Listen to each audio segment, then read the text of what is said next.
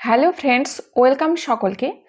তো আজকে তোমাদের সাথে একটি নতুন ভিডিও নিয়ে চলে এসেছি। তোমাদের আপকামিং যে কোনো এক্সামের ক্ষেত্রে খুবই হেল্পফুল। তোমরা ভিডিওটি প্রথম থেকে শেষ পর্যন্ত দেখো। ফার্স্ট প্রশ্নে কি আছে দেখো, গান্ধীজি কত সালে অসহযোগ আন্দোলন শুরু করেছিলেন? তো এই প্রশ্নের সঠিক অ্যান্সার কি হয়ে যাবে? আজকে আমরা কিছু খুব ইজিলি কোশ্চেন নিয়ে এসেছি। আমাদের কিন্তু অনেক সময় এক্সামে কিন্তু আমরা ইজি কোশ্চেনগুলো ভুল করে আসি। তো এই প্রশ্নের সঠিক অ্যান্সার হয়ে যাবে 1920। নেক্সট দেখো, এক্সট্রা ফ্যাক্টগুলো মনে রাখবে। এটি ছিল গান্ধীজির নেতৃত্বে পরিচালিত প্রথম দেশব্যাপী গণ আন্দোলন। 1922 সালে চৌরি চৌরা ঘটনার পর গান্ধীজি এই আন্দোলন স্থগিত করেন। পরের প্রশ্ন, ভারতীয় জাতীয় কংগ্রেসের প্রথম সভাপতি কে ছিলেন? রাইট অ্যান্সার এখানে হয়ে যাবে উমেশ চন্দ্র বন্দ্যোপাধ্যায় ছিলেন প্রথম সভাপতি। 1885 সালে বোম্বের গোকুলদাস তেজপাল সংস্কৃত কলেজে কংগ্রেসের প্রথম অধিবেশন বসে এবং কংগ্রেসের প্রতিষ্ঠাতা ছিলেন অ্যালান অক্টাভিয়ান হিউম। 3 নম্বর প্রশ্নে আছে দেখো, জালিয়ানওয়ালাবাগ হত্যাকাণ্ড কত সালে হয়েছিল? তো এটি হয়েছিল 1919 সালের 13 এপ্রিল। পাঞ্জাবের অমৃতসরে জেনারেল ডায়ারের নির্দেশে নিরস্ত্র মানুষের ওপর গুলি চালানো হয়েছিল এবং এই ঘটনার প্রতিবাদে রবীন্দ্রনাথ ঠাকুর তার নাইটহুড উপাধি ত্যাগ করেন। নেক্সট দেখো, ব্রহ্ম সমাজের প্রতিষ্ঠাতা কে ছিলেন? তো ব্রহ্ম সমাজের প্রতিষ্ঠাতা ছিলেন এখানে রাইট অ্যান্সার হয়ে যাবে রাজা রামমোহন রায় ছিলেন। তাকে কি বলা হতো? আধুনিক ভারতের জনক বলা হতো। 1829 সালে সতীদাহ প্রথা রদ করার ক্ষেত্রে তার প্রধান ভূমিকা ছিল। আকবরনামা গ্রন্থটি কে রচনা করেছিলেন? তো এটি রচনা করেছিলেন কে? আবুল ফজল। নেক্সট দেখো, স্বরাজ পার্টি কে প্রতিষ্ঠা করেছিলেন? রাইট অ্যান্সার এখানে হয়ে যাবে কি স্বরাজ পার্টি প্রতিষ্ঠা করেছিলেন চিত্তরঞ্জন দাস ও মতিলাল নেহেরু। 1923 সালে অসহযোগ আন্দোলন প্রত্যাহারের পর কংগ্রেসের ভেতরেই এই দল গঠিত হয়েছিল। কোন যুদ্ধের পর সম্রাট অশোক বৌদ্ধ ধর্ম গ্রহণ করেছিলেন? রাইট অ্যান্সার এখানে হয়ে যাবে কলিঙ্গ যুদ্ধের পর। এক্সট্রা ফ্যাক্ট দেখো, এখানে কলিঙ্গ যুদ্ধের ভয়াবহতা দেখে অশোকের মনের পরিবর্তন ঘটে এবং তিনি ভেড়ি ঘোষ ত্যাগ করে ধম্ম ঘোষ গ্রহণ করেন। 8 নম্বরে দেখো কি আছে, ভারতের প্রথম ভাইসরয় কে ছিলেন? ভারতের প্রথম ভাইসরয় ছিলেন লর্ড ক্যানিং। 1858 সালের ভারত শাসন আইন অনুযায়ী ভারতের শেষ গভর্নর জেনারেল লর্ড ক্যানিং প্রথম ভাইসরয় নিযুক্ত হন। নেক্সট দেখো, আজাদ হিন্দ ফৌজের প্রধান সেনাপতি কে ছিলেন? রাইট অ্যান্সার এখানে হয়ে যাবে নেতাজি সুভাষচন্দ্র বসু ছিলেন। 1943 সালে তিনি সিঙ্গাপুরে অস্থায়ী আজাদ হিন্দ সরকার গঠন করেন এবং দিল্লি চলো ডাক দেন। 10 নম্বরে দেখো, ভারতের সংবিধান সভার প্রথম স্থায়ী সভাপতি কে ছিলেন? প্রথম স্থায়ী সভাপতি ছিলেন ডক্টর রাজেন্দ্র প্রসাদ। ডক্টর সচিদানন্দ সিনহা ছিলেন সভার অস্থায়ী সভাপতি এবং ডক্টর বি.আর. আম্বেদকর ছিলেন সংবিধানের খসড়া কমিটির চেয়ারম্যান। পরের প্রশ্ন দেখো, এখানে সত্যশোধক সমাজ কে প্রতিষ্ঠা করেছিলেন? রাইট অ্যান্সার এখানে হয়ে যাবে জ্যোতিরাও ফুলে। 1873 সালে মহারাষ্ট্রে এটি প্রতিষ্ঠিত হয়। এর মূল লক্ষ্য ছিল নিম্ন বর্ণের মানুষদের সামাজিক অধিকার প্রতিষ্ঠা এবং তার লেখা বিখ্যাত বইটির নাম হচ্ছে গোলামগিরি। 12 নম্বর প্রশ্ন দেখো, মৌর্য সাম্রাজ্য কে প্রতিষ্ঠা করেন? তো এটি প্রতিষ্ঠা করেন চন্দ্রগুপ্ত মৌর্য। তিনি কৌটিল্য বা চাণক্যের সহায়তায় শেষ নন্দরাজা ধননন্দকে পরাজিত করে মগধ অধিকার করেন এবং তার রাজসভায় গ্রিক দূত মেগাস্থিনিস এসেছিলেন, যিনি ইন্ডিকা গ্রন্থটি রচনা করেন। পরের প্রশ্ন দেখো, এখানে ভারতের প্রথম উপরাষ্ট্রপতি কে ছিলেন? ভারতের প্রথম উপরাষ্ট্রপতি ছিলেন ডক্টর সর্বপল্লী রাধাকৃষ্ণন। তার জন্মদিন 5ই সেপ্টেম্বর ভারতের শিক্ষক দিবস হিসাবে পালিত হয়। তিনি টানা দুবার ভারতের উপরাষ্ট্রপতি ছিলেন, 1952 এবং 1962। নেক্সট দেখো, শিখ ধর্মের প্রবর্তক কে ছিলেন? রাইট অ্যান্সার এখানে হয়ে যাবে গুরু নানক দেব ছিলেন শিখ ধর্মের প্রবর্তক। তিনি শিখদের 10 জন গুরুর মধ্যে প্রথম ছিলেন এবং শিখদের দশম তথা শেষ গুরু ছিলেন গুরু গোবিন্দ সিং, যিনি খালসা প্রথা প্রবর্তন করেন। নেক্সট দেখো, দিল্লি চলো স্লোগানটি কে দিয়েছিলেন?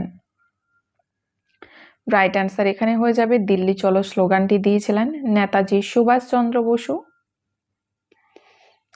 তিনি সিঙ্গাপুরে আজাদ হিন্দ ফৌজের সৈন্যদের উদ্দেশ্যে এই ডাক দিয়েছিলেন এবং তার আরও দুটি বিখ্যাত স্লোগান হচ্ছে জয় হিন্দ এবং তোমরা আমাকে রক্ত দাও, আমি তোমাদের স্বাধীনতা দেব। পরের প্রশ্ন দেখো, এখানে ভারতের প্রথম রেলপথ কে চালু করেন? ভারতের প্রথম রেলপথ কত সালে চালু হয়? সঠিক অ্যান্সার কি হবে এখানে? ভারতের প্রথম রেলপথ চালু হয় 1853 সালে এবং লর্ড ডালহৌসির আমলে ভারতের প্রথম ট্রেন বোম্বে মুম্বাই থেকে থানে পর্যন্ত চলেছিল এবং মোট 34 কিলোমিটার পথ অতিক্রম করেছিল এই ট্রেনটি। 17 নম্বরে কি আছে দেখো, সিন্ধু সভ্যতার কোন দুটি শহর খনন কার্যের ফলে আবিষ্কৃত হয়েছিল? খনন কার্যের ফলে আবিষ্কৃত হয়েছিল কোন দুটি শহর? হরপ্পা ও মহেঞ্জোদারো। এবং 1921 সালে দয়ারাম সাহানি হরপ্পা এবং 1922 সালে রাখালদাস বন্দ্যোপাধ্যায় মহেঞ্জোদারো আবিষ্কার করেন এবং মহেঞ্জোদারো কথাটির অর্থ কি? মৃতের স্তূপ। নেক্সট দেখো, লোকমান্য তিলক কোন বিখ্যাত আন্দোলন শুরু করেছিলেন? লোকমান্য তিলক, রাইট অ্যান্সার এখানে হয়ে যাবে হোম রুল আন্দোলন। 1916 সালে এনি বেসান্তের সঙ্গে মিলে তিনি এই আন্দোলন শুরু করেন এবং তার বিখ্যাত উক্তি হচ্ছে স্বরাজ আমার জন্মগত অধিকার এবং আমি তা অর্জন করবই। নেক্সট দেখো, বাবর তার নিজের জীবনী কোন ভাষায় লিখেছিলেন? রাইট অ্যান্সার এখানে হয়ে যাবে বাবর তার নিজের জীবনী লিখেছিলেন কোন ভাষায়? তুর্কি ভাষায়। তার আত্মজীবনীর নাম হচ্ছে তুজু কি বাবরি বা বাবরনামা। পরবর্তীকালে আব্দুর রহিম খান খানা এটি ফার্সি ভাষায় অনুবাদ করেন তিনি। স্বাধীন ভারতের প্রথম গভর্নর জেনারেল কে ছিলেন? রাইট অ্যান্সার এখানে হয়ে যাবে লর্ড মাউন্টব্যাটেন। যদি বলা হয় প্রথম ভারতীয় গভর্নর জেনারেল কে ছিলেন, তবে উত্তর হবে চক্রবর্তী রাজা গোপালাচারী। পরের প্রশ্নে আছে আইনি আকবরী গ্রন্থের রচয়িতা কে? রাইট অ্যান্সার হবে আবুল ফজল। আবুল ফজল ছিলেন মুঘল সম্রাট আকবরের সভার নবরত্নদের একজন এবং এই গ্রন্থটি আকবরের শাসনকাল ও প্রশাসনের বিবরণ দেয়। 1905 সালে বঙ্গভঙ্গ ঘোষণা করেছিলেন কোন ভাইসরয়? রাইট অ্যান্সার এখানে হয়ে যাবে লর্ড কার্জন।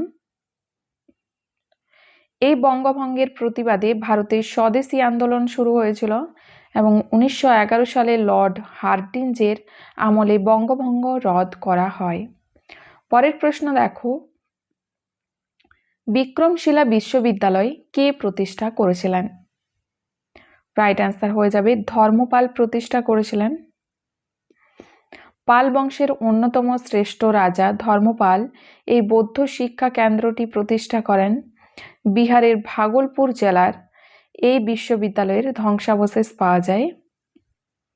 পরের প্রশ্নে কি আছে দেখো, স্বাধীন ভারতের প্রথম রাষ্ট্রপতি কে ছিলেন? স্বাধীন ভারতের প্রথম রাষ্ট্রপতি ছিলেন ডক্টর রাজেন্দ্র প্রসাদ। পার্থেনন নামে খ্যাত বিখ্যাত স্থাপত্যটি কোথায় অবস্থিত? রাইট অ্যান্সার হয়ে যাবে গ্রিসে অবস্থিত। এটি এথেন্সে অবস্থিত প্রাচীন গ্রিক দেবতা এথেনার উদ্দেশ্যে উৎসর্গ করা একটি মন্দির। 26 নম্বরে আছে কুতুব মিনারের নির্মাণ কার্য কে শেষ করেছিলেন? রাইট অ্যান্সার হয়ে যাবে ইলতুৎমিশ। নির্মাণ কাজ শুরু করেছিলেন কুতুবউদ্দিন আইবক 1199 সালে। ইলতুৎমিশ মিনারের ওপরের তলাগুলো তৈরি করে কাজ সম্পন্ন করেন? হর্ষবর্ধনের রাজত্বকালে কোন চীনা পর্যটক ভারতে এসেছিলেন? রাইট অ্যান্সার এখানে হয়ে যাবে হিউয়েন সাং। তাকে পর্যটকদের রাজকুমার বলা হয় এবং তার লেখা ভ্রমণ কাহিনীর নাম কি? সিইউ কি? পরের প্রশ্ন দেখো, ভারতের প্রথম গভর্নর জেনারেল অফ ইন্ডিয়া কে ছিলেন? রাইট অ্যান্সার এখানে হয়ে যাবে লর্ড উইলিয়াম বেন্টিং ছিলেন। 1833 সালের চার্টার অ্যাক্ট অনুযায়ী তিনি ভারতের প্রথম গভর্নর জেনারেল হন। তিনি রাজা রামমোহন রায়ের সহায়তায় সতীদাহ প্রথা উচ্ছেদ করেন। লোকসভার সদস্য হওয়ার জন্য সর্বনিম্ন কত বয়স হওয়া দরকার? রাইট অ্যান্সার এখানে কি হবে? 25 বছর বয়স হতে হবে। রাজ্যসভার সদস্য হওয়ার জন্য সর্বনিম্ন বয়স প্রয়োজন 30 বছর। ভারতের রাষ্ট্রপতি বা রাজ্যপাল হওয়ার জন্য সর্বনিম্ন বয়স হতে হয় 35 বছর। ডু অর ডাই স্লোগানটি গান্ধীজি কোন আন্দোলনের সময় দিয়েছিলেন? সঠিক অ্যান্সার হবে ভারত ছাড়ো আন্দোলনের সময় দিয়েছিলেন। একে আগস্ট আন্দোলনও বলা হয়। এই আন্দোলনের সময় গান্ধীজি বোম্বের গোয়ালিয়া ট্যাঙ্ক ময়দানে এই ভাষণ দিয়েছিলেন। তো এই ছিল আজকের ভিডিওর কিছু ইম্পর্টেন্ট প্রশ্নোত্তর। তোমাদের যদি ভিডিওটি ভালো লেগে থাকে অবশ্যই একটি লাইক করবে এবং বন্ধুদের সাথে ভিডিওটি শেয়ার করবে।